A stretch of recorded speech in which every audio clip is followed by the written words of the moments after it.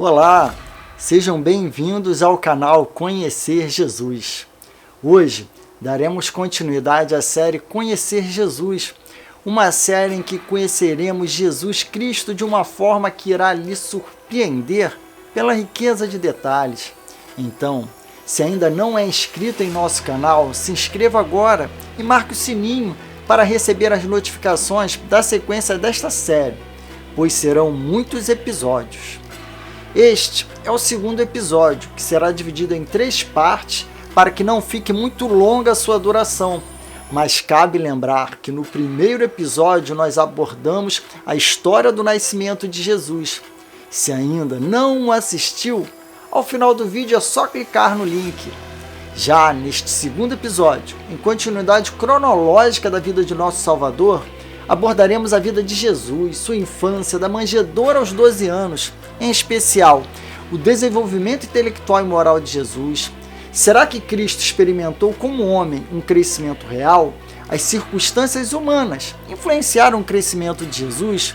E ainda, as línguas aprendidas por Jesus, a influência escolar no crescimento do Salvador, o papel da sinagoga no desenvolvimento de Jesus, a influência das Sagradas Escrituras na formação intelectual de Jesus, o exemplo do lar e dos pais, o Espírito Santo como educador de Jesus. Então, fique conosco, pois depois da vinheta, Jesus quer se revelar um pouco mais para você.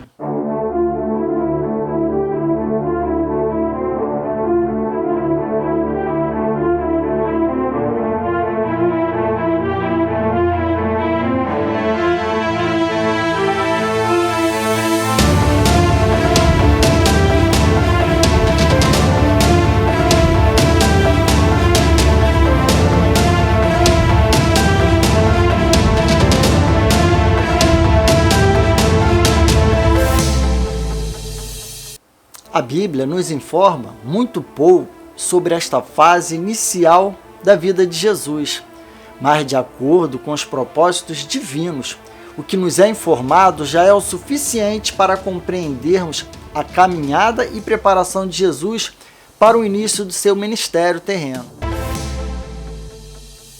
Completados 8 dias, o menino Jesus foi circuncidado e deram-lhe o nome de Jesus, como o anjo lhe chamara antes de ser concebido, lá em Lucas 2:21. A submissão de Jesus à circuncisão significa sua plena identificação com a humanidade, em especial a judaica, pois, como disse Paulo em Hebreus 2:17, pelo que convinha que em tudo fosse semelhante aos irmãos. Esse era o principal rito externo de identificação de um sujeito com o judaísmo. Era tão importante que até no sábado deveria ser praticado. A circuncisão era exatamente um corte preciso feito sobre o prepúcio, isto é, a pele que cobre a parte superior do órgão genital masculino. Seu significado, contudo, era bem mais profundo do que simplesmente um corte visível na carne. A circuncisão mostrava que aquela criança fazia parte da aliança de Deus feita com o povo de Israel. Como é escrito em Gênesis 17:13, minha aliança estará marcada na carne de vocês como aliança eterna. A cerimônia da circuncisão era simples e geralmente reservada a membros da família. No início, o morrel, rabino encarregado do ritual, ele recitava uma bênção própria para o momento. A criança era então retirada dos braços da mãe e entregue para ser levada até uma cadeira, que a tradição posterior chamou de cadeira do profeta Elias. Ali, o morrel executava o ritual. O nome da criança era depois disso anunciado a todos. O mesmo se passou com Jesus, como escrito em Lucas 2:21. Então, segue-se uma refeição festiva. O Senhor disse a Abraão: mantenha seu costume, circuncise todo menino nascido em Israel no 8º dia de sua vida. Amém. Este é o selo da carne do pacto entre o Senhor e o seu povo.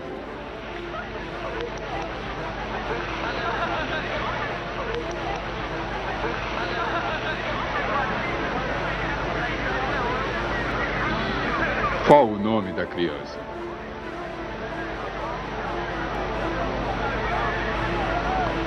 O nome será Jesus.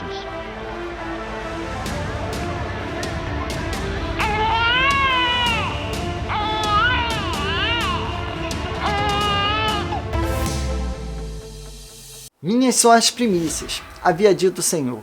Assim, conforme o texto da lei, em Números 8,17, todo primogênito entre os filhos de Israel, tanto de homens como de animais, deviam ser consagrados ao Senhor.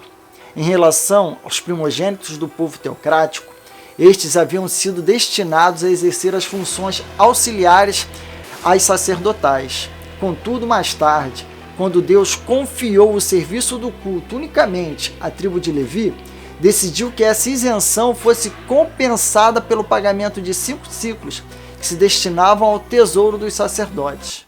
No tempo de Jesus, esta lei continuava em vigor, mas embora Jesus fosse infinitamente superior à lei e não tivesse a obrigação de pagar esse imposto, a obediência e a humildade foram sempre suas características.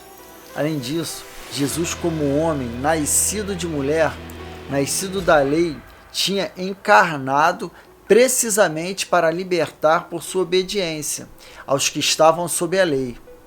Não seria conveniente, pois, que desde o princípio de sua vida humana ele cumprisse toda a justiça?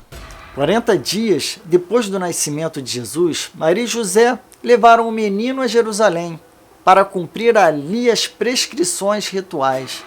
De Belém a Jerusalém era possível uma viagem de um só dia. O evangelista não menciona nada com relação à dupla cerimônia celebrada no templo, apenas que foi de acordo com a lei de Moisés. Primeiro, com relação a Maria na sua purificação, por meio do ritual litúrgico chamado de Tevilá, e em seguida ao menino Jesus, chamada de Pidyon Rabem, que significava o resgate do filho ou consagração do primogênito. Mas os escritores rabínicos nos permitem conhecer com alguns detalhes o que realmente aconteceu durante aquelas cerimônias. Em relação à purificação de Maria, segundo a lei, ela deveria purificar-se após o parto para poder participar da vida religiosa judaica, de acordo com Levítico 12. Já em relação à cerimônia da apresentação ou do resgate do menino Jesus, exteriormente não envolvia outro rito senão apenas o pagamento de 5 ciclos. Mas na passagem de Lucas, verifica-se apenas a citação de um par de rolas ou 2 pombinhos. Neste ponto, observa-se que a oferta das aves sinalizam que José e Maria não eram muito abastados financeiramente, pois esta era substitutiva para aqueles que não pudessem oferecer o pagamento de 5 ciclos ou um cordeiro. Ainda hoje, esse rito é feito em hebraico dentre as famílias mais religiosas de Israel. O pai apresenta o menino numa bandeja e o sacerdote Kohen pergunta-lhe se quer deixar o menino ou se pretende resgatá-lo. O pai responde simbolicamente e o sacerdote então repete 3 vezes: teu filho está resgatado. Com isso, a criança passa a ser legitimamente judia e o atual Estado de Israel propõe-se a resgatá-la em qualquer que seja a situação. Segundo o costume do Pidim Cheruvim, o resgate dos cativos, recuperar de volta um judeu que está em cativeiro estrangeiro é dever sagrado para os judeus. Na ocasião da apresentação de Jesus no templo, o evangelista Lucas nos informa 2 personagens que protagonizaram uma marcante profecia, Simeão e Ana, que representam o homem e a mulher à espera da redenção de Cristo. Os 2 abraçaram a mesma esperança messiânica, e o testemunho conjunto deles, segundo a Torá, é necessário para estabelecer um testemunho válido. De acordo com Lucas 2:27, movido pelo Espírito, ele, Simeão, foi ao templo e reconheceu o bebê nos braços de José como aquele que estava esperando. As palavras de Simeão, enquanto segurava a criança, tornaram-se um hino entoado nas reuniões da igreja primitiva e conhecido como Nunc Dimittis, despede agora. Simeão tomou Jesus nos braços e louvou a Deus, dizendo: ó soberano, como prometeste, agora podes despedir em paz o teu servo, pois os meus olhos já viram a tua salvação. No Jesus de 6 semanas de idade, Simeão creu que estava vendo a salvação de Deus na forma pessoal, a luz pela qual o Senhor se revelaria não somente para Israel, mas para todos os povos. Acabado seu cântico, Simeão abençoou Maria e José. Em seguida, de repente, por nova revelação do céu, ele viu ensombrecer por densas e ameaçadoras nuvens a luz que ele acabara de celebrar. Com o menino ainda em seus braços, Simeão voltou-se para Maria e agora com acento de profunda dor prosseguiu. Eis que este é posto para a queda e elevação de muitos em Israel, e para sinal que é contraditado, e uma espada transpassará também a tua própria alma, para que se manifeste os pensamentos de muitos corações.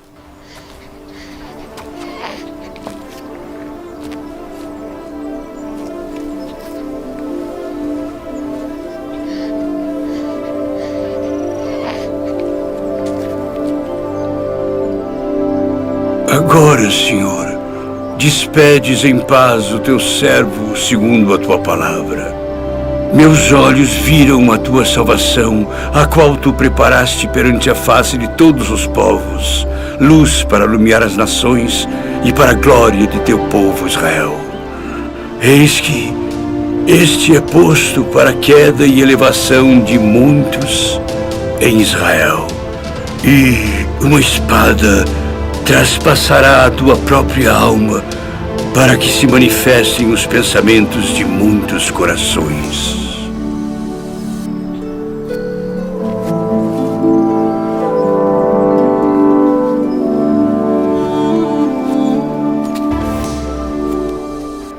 Enquanto Simeão encerrava sua profecia, Ana se aproximou, agradecendo a Deus. Ela também reconheceu a criança como aquele que traria a redenção de Jerusalém. Os antigos profetas haviam anunciado a vinda deste Menahem, Consolador, de quem falam também repetidamente os Targums e o Talmud. Que alegrias celestiais e que felicidade santa não haveria de trazer à terra, especialmente a Israel, o Messias. Tem havido um esforço para tentar saber concretamente quem era Simeão, este piedoso habitante de Jerusalém.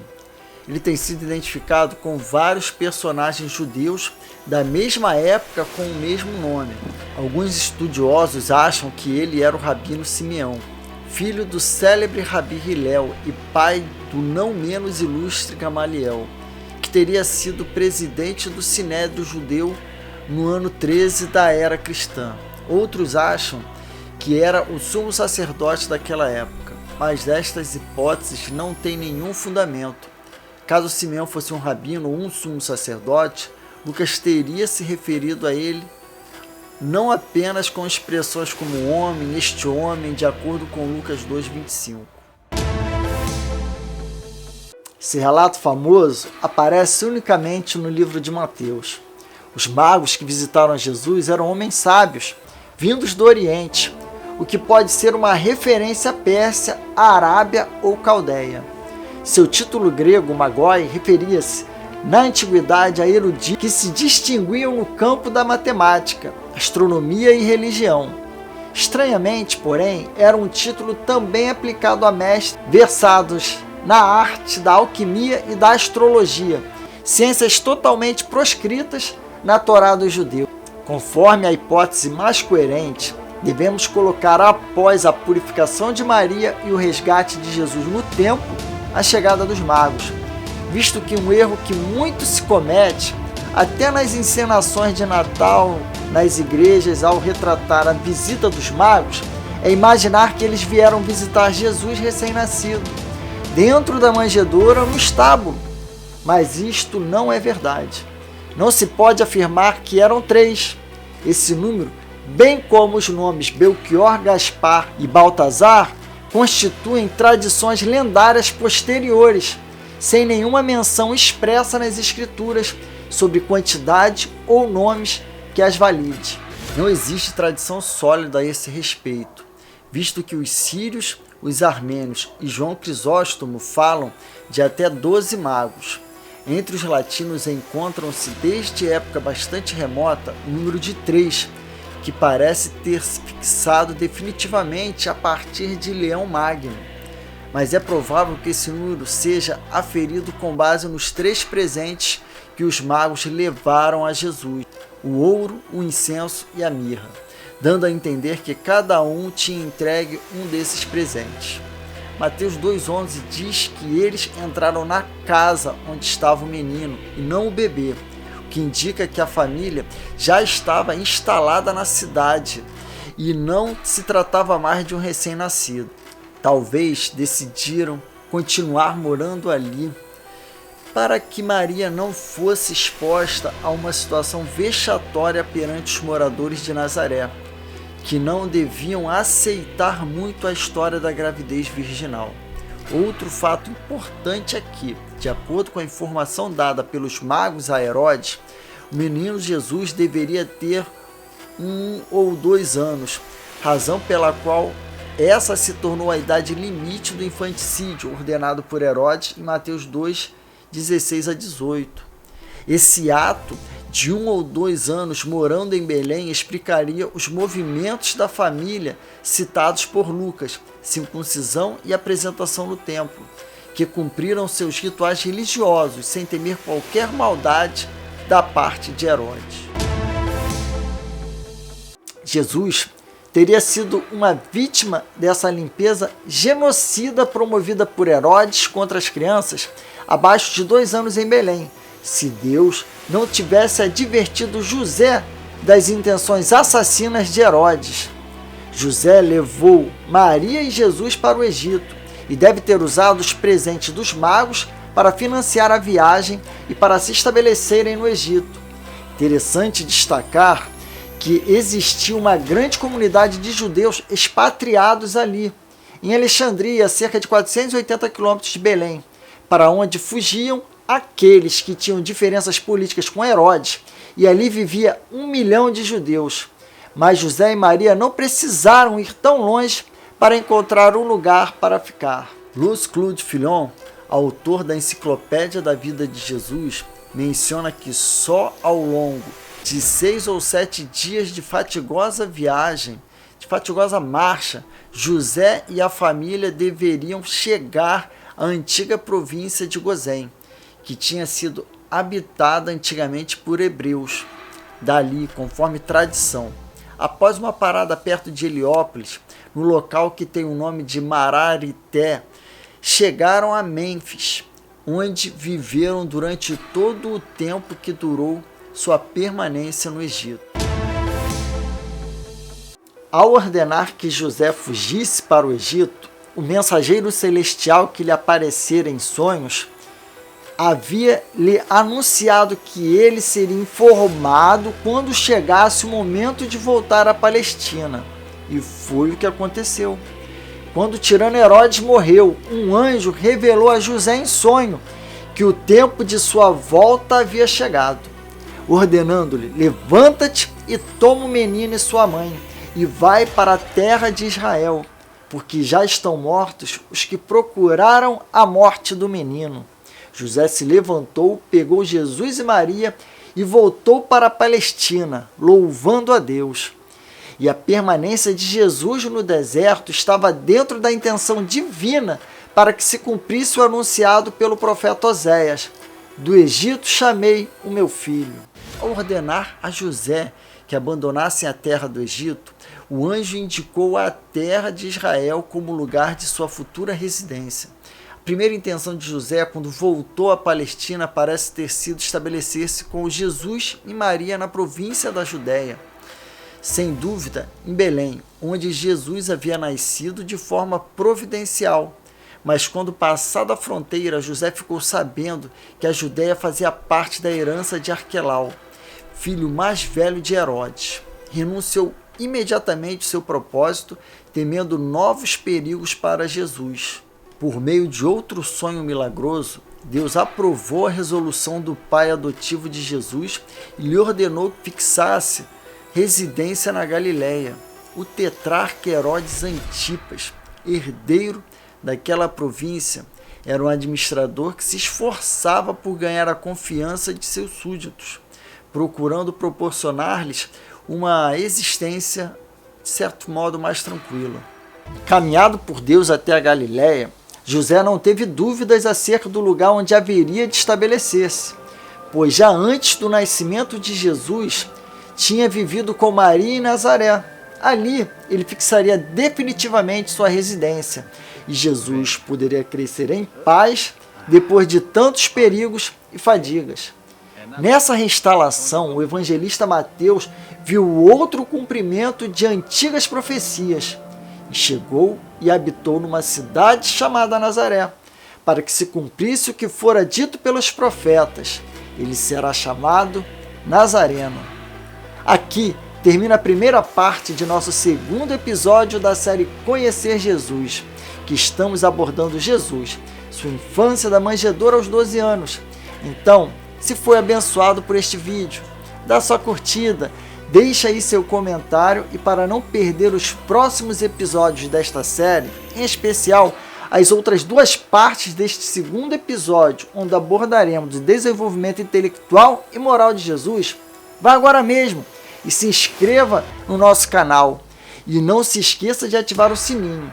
Um grande abraço e não deixe de continuar conosco e conhecer Jesus em detalhes cada dia mais, pois dele, por ele, para ele são todas as coisas. A ele seja a glória para sempre.